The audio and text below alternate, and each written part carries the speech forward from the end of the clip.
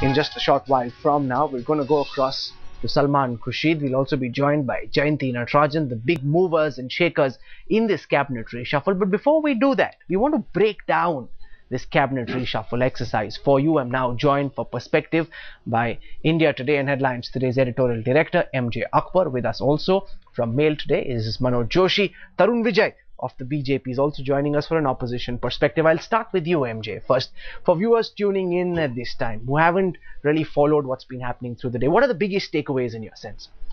Well, I mean, there's the positive takeaways for 2 or 3 ministers. Dinesh Trivedi certainly is a much happier man than he was this morning. Certainly far happier than he was last week when there was uncertainty about who would become the railway minister. Mukul Roy was the first nominee.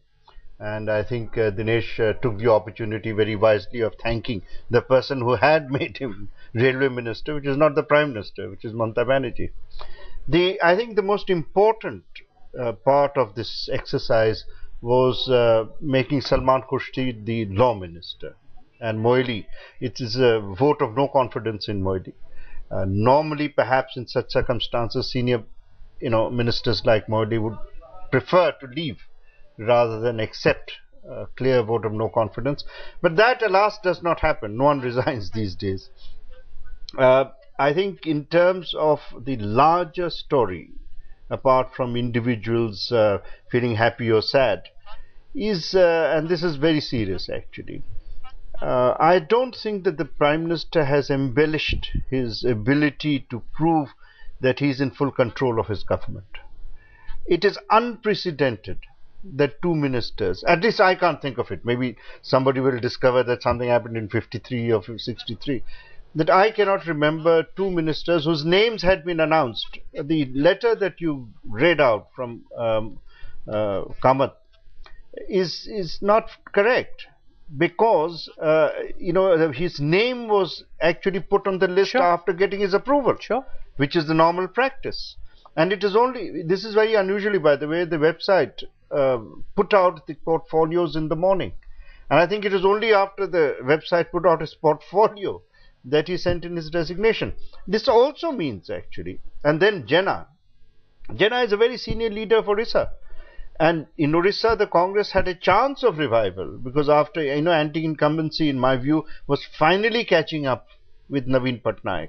So I don't know Jena's revolt, how much it will affect the party out there. But more important than anything else is that it is not just government which is suffering from the seeming disarray, but the Congress party, because this is also a revolt against the Congress party. And that means that I think the Congress president is not able to keep her own flock in the kind of disciplined way that is the normal. Manoj, we saw yesterday how Mukul Roy slighted the Prime Minister. He went with Mamata Banerjee to Jungle Mahal, didn't go despite instructions to Assam where the Prime Minister asked him to go. Instead of being shown the door for having insulted the Prime Minister, he's moved out. What's the larger message this reshuffle has sent? I think the larger message that we have from this reshuffle, first of all, is the question of expectation. The Prime Minister himself raised expectations, saying that this would be kind of a big bang thing which would get his ministry and government back on the rails, and frankly that hasn't happened. The second big issue that has emerged from this is that this rudderless ship, which is the UPA 2 government, see, today it's become a kind of, anyone can take pot shots at it. Enemies, of course, will take pot shots, but we also have friends, we have allies, we have the judiciary. Everyone's taking pot shots, and we also have people like Mukul Roy. He should have been sacked. Instead, he's given another fairly decent ministry, meaning, in fact, he's got a promotion. He's got a promotion, meaning Gurdas Kamath would have been perfectly happy to have become Minister of Shipping. So it's an extraordinary thing that you slight the Prime Minister and you make a statement like that. If you don't have coherence in the government, you have a big problem. And I think the problem stems really, and I think MJ hit the nail on the head. The issue is we've all been looking at the point of a makeover for the government, but actually the party needs a makeover. the party is completely, there's a huge dissonance there between the party functioning and the government functioning.